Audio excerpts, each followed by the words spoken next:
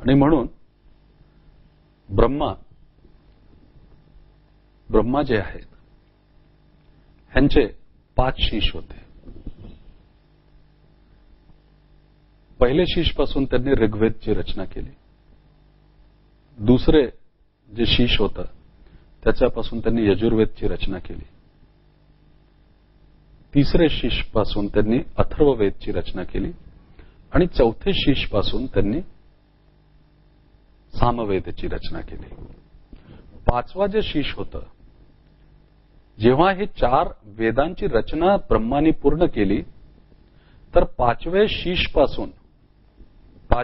पासून त्यांना कामवेदाची रचनाचं सुरुवात केली.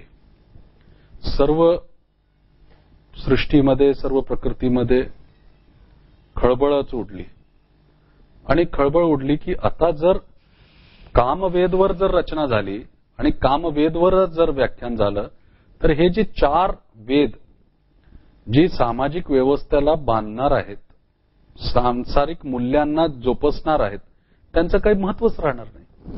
म्हणून सर्व देव तिथे जातात आणि सर्व देव जाऊन आणि ब्रह्माला विनंती करतात की भगवंत आपण हे 5वा जे कामवेद आहे त्याला आपण थांबवावं. ब्रह्मा त्यांचं ऐकत नाही. सर्व विष्णूकडे जातात.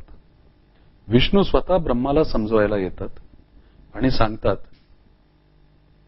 की हे सृष्टीचे रचयिता, तुम्हीच जर कामवेदवर रचना केली तर सृष्टीचं अधोपतन झाल्याशिवाय राहणार नाही. नैतिकता, चारित्रता, शुद्धता, पावित्रता हे जे वेदांच्या माध्यमातून आपण जगायचं कसं, राहायचं कसं, सुख कसं मिळवायचं, पावित्र कसं ठेवायचं, चारित्र कसं ठेवायचं, सुख कसं भेटवायचं, शांती कशी मिळवायची, हे सगळ्यांचा अर्थच चालला जाणार. आणि मनुष्य हा पशुपेक्षाही बुद्धीने तुम्ही श्रेष्ठ बनवल्यामुळे पशुपेक्षाही वाईट होऊन जाणार. तरी ब्रह्मा म्हणतात की मी कामवेदाला टाळणार नाही. सर्व लोक महादेवाकडे धाव घेतात आणि जेव्हा महादेवाला ही सूचना मिळते की ब्रह्मा ऐकण्याची परिस्थितीत, मनस्थितीत नाहीये, तर त्यांना क्रोध येतो आणि क्रोधमुळे त्यांचे जे तिसरे नेत्र, त्यांचं जे तिसरा नेत्र आहे जे उघडतो, तर ते तिसरा नेत्र उघडल्याबरोबरच त्याच्यातून कालभैरवची उत्पत्ती होते. आणि ते कालभैरव ब्रह्माचा 5वा जे शीश आहे त्याला विच्छेदित करतात, खंडित करून टाकतात. आणि खंडित केल्यामुळे ब्रह्मा हा खंडित देव झाला आणि खंडित देवाची पूजा होत नाही. म्हणून ब्रह्माची कुठलीही पूजा आपल्या देशामध्ये किंवा आपल्या संस्कृतीमध्ये होत नाही, धर्मामध्ये. त्याचं कारण असं आहे की खंडित देवाची पूजा केल्या जात नाही. ब्रह्मा दुःखी झाले, महादेवाकडे धाव घेतलं की आता मी सृष्टीचा रचयिता आहे हे आता मला कोण सांगणार. मग ब्रह्माने महादेवाकडे धाव घेतली की मी सृष्टीचा रचयिता आहे ह्याला कोण विचारणार, माझं पूजन होणार नाही, मला कोणी ओळखणार नाही, येणारी पिढीला कसं कळेल की ब्रह्मा हे सृष्टीचे रचयिता होते.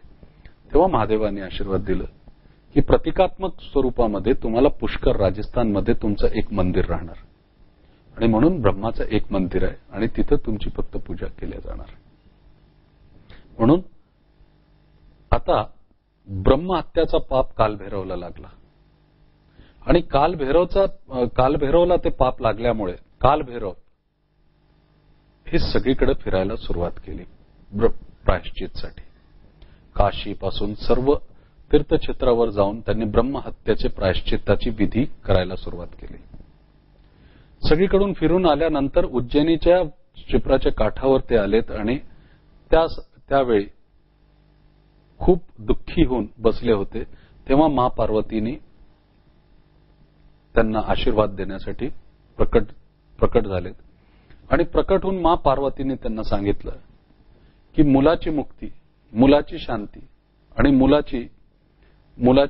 मुलाचं सर्व विकास हे आईच्या पदराखाली होतं आणि म्हणून सिद्धपट, जिथे मी महादेवाला प्रसन्न करण्यासाठी अनेक योजन तप केलेले आहेत, त्याच जागेला तू इथं थांब. बरेच वर्षानंतर एक काळखंडामध्ये नाथ संप्रदायाचे श्रेष्ठतम योगी गुरु गोरक्षनाथ इथे येतील आणि ते तंत्र साधण्याच्या माध्यमातून तुला तुझे ब्रह्महत्याचे जे पाप आहेत त्याच्यापासून मुक्त करतील. ब्रह्महत्याचे पापापासून तुला मुक्त करतील. आणि नाथ संप्रदायाचे हे जे योगी आहेत हे महादेवाचे रुद्र म्हणून आहेत, म्हणून तुझी मुक्तता गुरु गोरक्षनाथाच्या हाताने होणार आहे. कालखंड गेलं. गुरु गोरक्षनाथ उज्जैनीला आलेत आणि त्यांनी कालभैरवला आपले तंत्रसिद्धीच्या माध्यमातून जागृत केलं.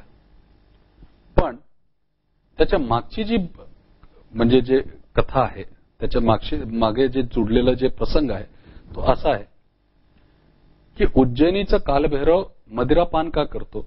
कारण ह्याला झोप येऊ नये आणि कुठंतरी प्रतीक म्हणून की हे अस्तित्वात आहे म्हणून ते मदिरापान करतात. त्याची मागची भूमिका अशी आहे की जेव्हापर्यंत कालभैरव मदिरापान करत राहतील हे सृष्टी चालणार आहे. कारण ब्रह्माला त्यांनी खंडित केल्यामुळे, सृष्टीच्या रचयिताला खंडित केल्यामुळे कालभैरवला हे सृष्टीला जिवंत ठेवण्यासाठी, चालवण्यासाठी जागर राहणं गरजेचं आहे.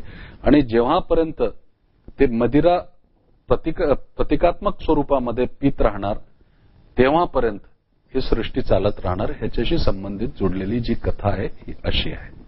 तर म्हणून कालभैरव हे शिवचे रुद्र आहेत. तिसऱ्या नेत्रापासून उत्पत्ती झाली. ब्रह्महत्याचं त्यांना पाप लागलं आणि ब्रह्महत्याचं पाप लागल्यामुळे ब्रह्माचं जे कार्य आहे म्हणजे पृथ्वीचे म्हणजे निर्माण प्रक्रियापासून पृथ्वीला संचालित आणि पृथ्वीला मुक्त करण्याची जी प्रक्रिया आहे, हे सर्व जे प्रक्रियाचा भाग आहे हे सगळं त्यांच्या मदिरापानशी जोडलेलं आहे. म्हणजे हे प्रतीक आहे की कालभैरव जागे आहेत, कालभैरव जिवंत आहेत, कालभैरव या सृष्टीवर अस्तित्वात आहेत आणि त्या प्रतीकालाच बघण्यासाठी, त्या प्रतीकाच्या स्वरूपालाच स्वीकारण्यासाठीच हे मदिरापानचं सेवन करतात. वंदे मातरम्.